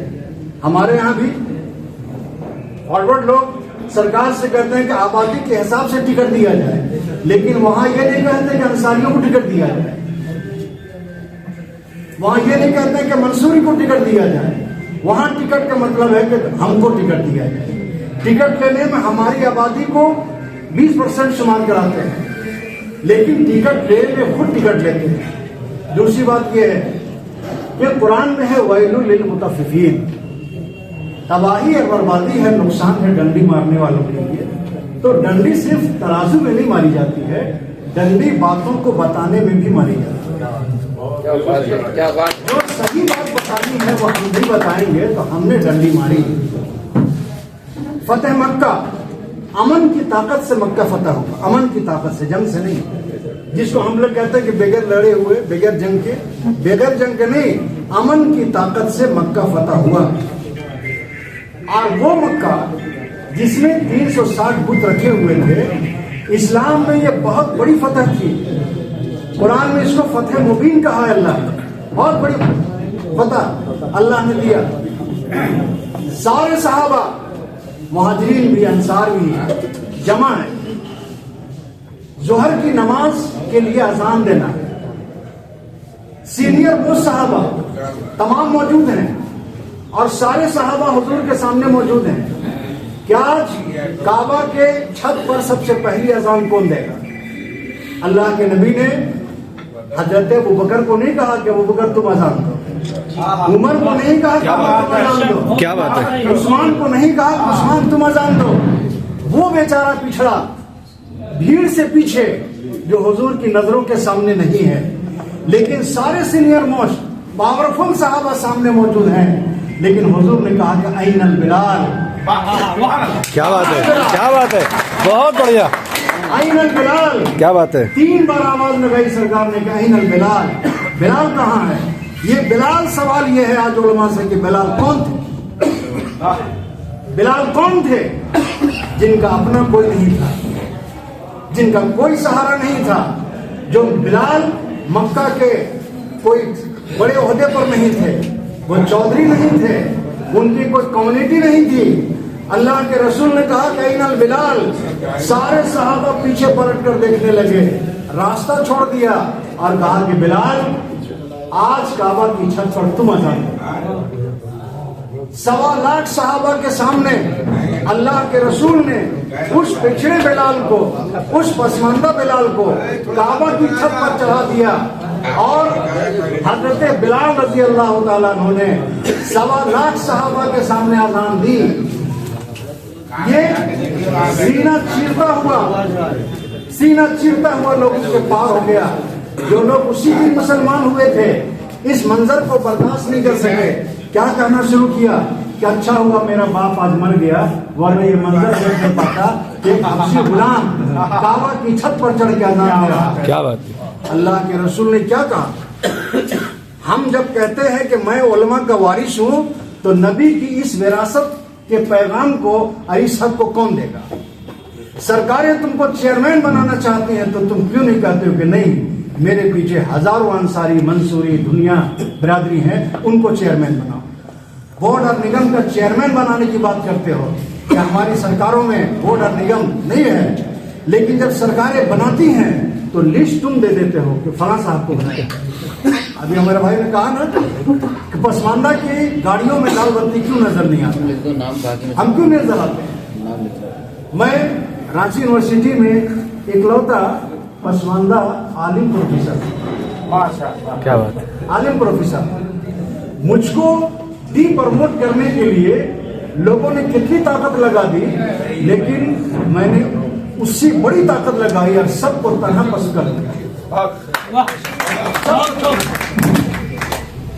तबरेज अंसारी मोम लिंची में मारा गया था, आप लोग को याद होगा। तने तनहा तमाम तंजीमें मौजूद थी, जमात शरिया, इदारे शरिया, जमीयत उलमा, तमाम तंजीमें मौजूद थी। इकरा मस्जिद के मेंबर से पसमानदा का ये बेटा, जिसका बाप भी जामे मस्जिद में 54 साल तक कंटिन्यू इमामत के फराइज अंजाम देता रहा, 54 साल तक। इकरा मस्जिद के बैनर से मैंने आवाज लगाई और सरकार के खिलाफ इतना बड़ा धरना प्रदर्शन। जब्बार अंसारी साहब यहाँ मौजूद हैं, सईद साहब अंसार मौजूद हैं, इन्हीं के तवस्सुस से मैं यहाँ आया हूँ। वो तारीखी इज्तिमा हुआ और मेरे ऊपर 4 मुकदमा, लेकिन किसी तंजीम ने मेरा साथ नहीं दिया। जमीयत उलमा आगे नहीं आई कि आपका केस हम लड़ेंगे, इमारत शरिया आगे नहीं आई कि आपका केस हम लड़ेंगे। हत्ता के 10,000 रुपए जो सिक्योरिटी मनी कोर्ट में जमा करना था, मैंने अपने पॉकेट से जमा किया। ये लोग पसमानदा के हक की बात करते हैं, ये बात एक हो गई। दूसरी बात, अल्लाह के नबी सल्लल्लाहु अलैहि वसल्लम ने वाकई में इस्लाम में ऊंच नीच नहीं है, बिरादरियत भी नहीं है, लेकिन हिदाया में ये मसला किसने लिख दिया कि अतर फरोश की बेटी की शादी चमड़ा का काम करने वाले के लड़के से नहीं होगा, नहीं होगा। लेकिन जब हम हदीस में देखते हैं तो आका सल्लल्लाहु अलैहि वसल्लम ने अपनी फूफी जात बहन, आका का घराना, फूफी जात बहन ज़ैनब का निकाह एक गुलाम से कर दिया, एक गुलाम से कर दिया। मुगीस रजी अल्लाह ताला अन्हु से कर दिया। वो मुगीस कौन थे? गुलाम थे। और ज़ैनब हुजूर सल्लल्लाहु अलैहि वसल्लम की फुफेरी बहन थी। बाद में वो रिश्ता नहीं टिक पाया, लेकिन निकाह अल्लाह के रसूल ने किया, गुलाम से किया।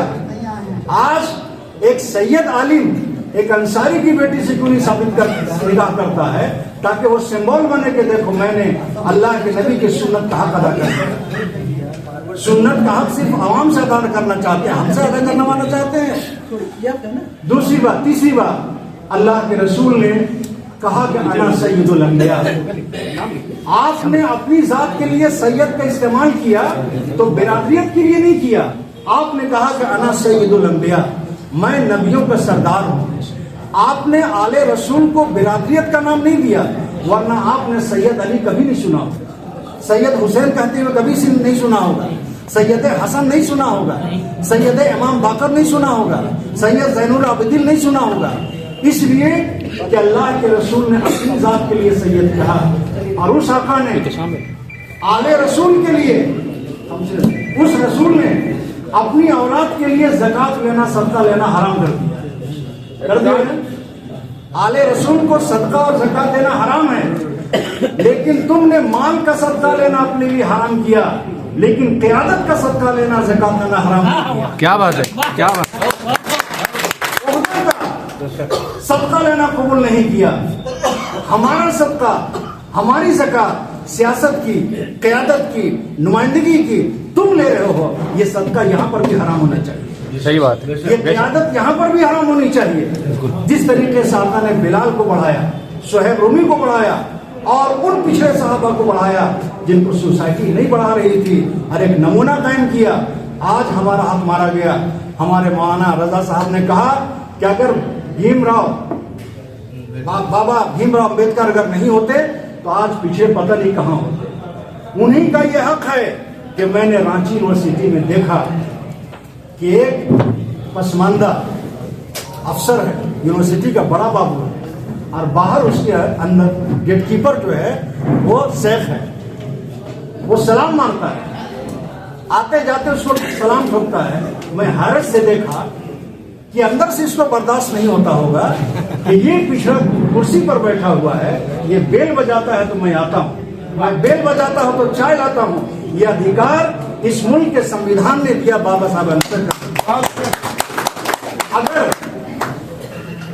आईन बनाने में अगर इन मुल्लाओं को अगर कम से कम 2-4 भी शामिल किया गया होता तो पता नहीं हमको अधिकार भी मिलता कि नहीं मिलता। सही बात है, सही बात है। मौलाना आजाद की जहां बहुत सारी कुर्बानियां हैं, लेकिन मौलाना आजाद का एक नुकसान एक गलती है जिसको आज हम भुगत रहे हैं। अगर आज उन्होंने रिजर्वेशन की हिमायत कर दी होती तो पिछले मुसलमान को रिजर्वेशन मिल गया होता। क्यों? क्योंकि मौलाना आजाद उसी सब के लोग थे ना, उसी सब के लोग। इसीलिए मेरे अच्छे दोस्तों, जो पहल बहुत पहले हो जानी चाहिए थी वो अब पहल हो रही है, तो ये बहुत अच्छा हो रहा है। इसलिए कि हर चीज का एक वक्त मुतय्यन होता है, सही बात, और हर चीज के लिए कुछ उसूल मुतय्यन होते हैं। अब हमने बहुत दिनों तक अपना हक, अपनी कुर्सी और अपना पावर, अपनी लाल बत्ती, अपनी भीड़, अपनी तादाद से दूसरों को दिया है। अब ये पहल कीजिए, ये कोशिश कीजिए क्या लाल बत्ती में हमारे लोग होंगे, ऊंची ओहदों पर हमारे लोग रहेंगे, मेहमानों की कुर्सी में हमारे लोग रहेंगे, पार्लियामेंट में हमारे लोग रहेंगे। क्योंकि जमहूरियत में सर गिना जाता है, वोट गिना जाता है, क्या बात है, तादाद देखी जाती है। इसलिए हमारी ये कोशिश होनी चाहिए, इसलिए कि जो लोग ऊंचे घरानों में पले वो हमारी परेशानियां क्या जाने, सही बात, वो हमारे मसाइल क्या जाने। बिल्कुल सही। वो तो अब फिर देखिए, जितनी मुल्क की बड़ी बड़ी तंजीमें हैं, बड़े बड़े मदरसे हैं और बड़ी बड़ी खानकाहें हैं, उस पर हुकूमत किसकी है? शहजादों की। सही बात, शहजादों की। अल्लाह के रसूल ने वफात से पहले ये नहीं कहा कि मेरे इंतकाल के बाद खलीफा अली को बनाना, अली को बनाना ये नहीं। वो तो इशारों और किनारों में हदीस ऐसी मौजूद थी कि हज़रत अबू बकर को तमाम साहबा ने खलीफा बनाया। अगर इस्लाम में विरासत होती, नबूवत में विरासत, इस्लाम में विरासत होती तो आका सल्लल्लाहु अलैहि वसल्लम अपने दामाद, अपने चचाजाद भाई हजरत अली को खिलाफत दे करके जाते और कोई साहबा सवाल नहीं उठाते। लेकिन आपने शहजादों का दरवाजा बंद कर दिया, लेकिन ये दरवाजा खानकाहों में अभी भी कायम है, मदरसों में अभी भी कायम है, तंजीमों में अभी भी कायम है। जमीयत उलमा में कौन है? दोनों ग्रुप में शहजादे। इमारत में कौन है? इमारत में शहजादे हैं। बड़े बड़े बड़े मदरसों में कौन है? शहजादों की हुकूमत है। हुजूर ने शहजादों की हुकूमत तो खत्म किया है और काबिलियत की बुनियाद पर, आवाम की राय की बुनियाद पर, असहाबुर राय की बुनियाद पर आपने क़यादत दिया है, और आपने खानदान की बुनियाद पर, नस्ल की बुनियाद पर और गद्दी नशीनी की बुनियाद पर दे दिया। ये सरासर इस्लाम के खिलाफ है। यहाँ हम वैलुल मुतफ्फिफीन, डंडी मारने वालों में हम भी शामिल हैं। सिर्फ तराजू से सौदा तोलने वाला वो डंडी मार नहीं है। अगर हम आलिम हैं, हम नायब रसूल हैं, हम सही बात नहीं बता रहे हैं, हम दूसरों के गलों का हार अपने गले में डाल ले रहे हैं, ये भी बेईमानी है। इन्हीं चीजों को हमें समाज में लेकर पहुंचना है। क्योंकि मैंने अपना वक्त माननीय राष्ट्रीय अध्यक्ष जी को दे दिया था, तो मैं सिर्फ शुक्रिया अदा करने का मुझे हुक्म दिया गया है, वही मैं करूंगा। मैं अपने यूनुस अंसारी साहब के लिए एक शेर कहूंगा। अकेला ही चला था जानिबे मंजिल मगर, अकेला ही चला था जानिबे मंजिल मगर, लोग आते चले गए और कारवां बढ़ता गया। मेरे अजीज साथियों, एक शेर हम सभी के लिए है। सफल होना है तो कदम भारी रख, बाहर निकल तूफानों से यारी रख। सफल होना है तो कदम भारी रख, बाहर निकल तूफानों से यारी रख। कदम कदम पर मिलेंगी मुश्किलें, ये तो तय है। कदम कदम पर मिलेंगी मुश्किलें, ये तो तय है। पर तू अपना सफर निरंतर जारी रख, पर तू अपना सफर निरंतर जारी रख। साथियों, हम सभी लोग जिनकी सरपरस्ती में इतिहास में अपनी जिम्मेदारी को निभा रहे हैं, एक शेर में हमारे सरपरस्त के लिए भी कहूंगा, जनाब परवेज हनीफ साहब के लिए। हजारों बरस नरगिस अपनी बेनूरी पे रोती है, हजारों बरस नरगिस अपनी बेनूरी पे रोती है, बड़ी मुश्किल से होता है चमन में दीदावर पैदा। मेरे अजीज साथियों, आज हमारे उलेमा बोर्ड का गठन हुआ है। देश के अलग अलग कोनों से सभी जितने भी हमारे उलेमा हजरात आए, मैं दिल की गहराइयों से सभी का इस्तकबाल करता हूँ। और जो हमारा उलेमा बोर्ड का गठन हुआ है, आज इसका आगाज हुआ है, इंशाअल्लाह हम सभी लोग मिलकर के इसे अंजाम तक पहुंचाएंगे। मैं सभी पदाधिकारियों का दिल की गहराइयों से बहुत बहुत शुक्रिया अदा करता हूं।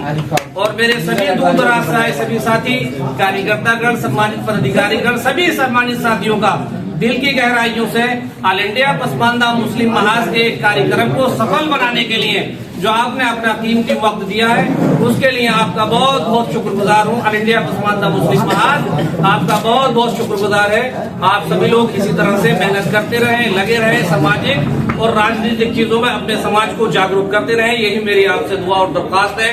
इन्हीं अल्फाजों के साथ मैं अपनी बात को खत्म करता हूँ। खुदा हाफिज, आदाब, जय हिंद, जय भारत, जय पसमानदा।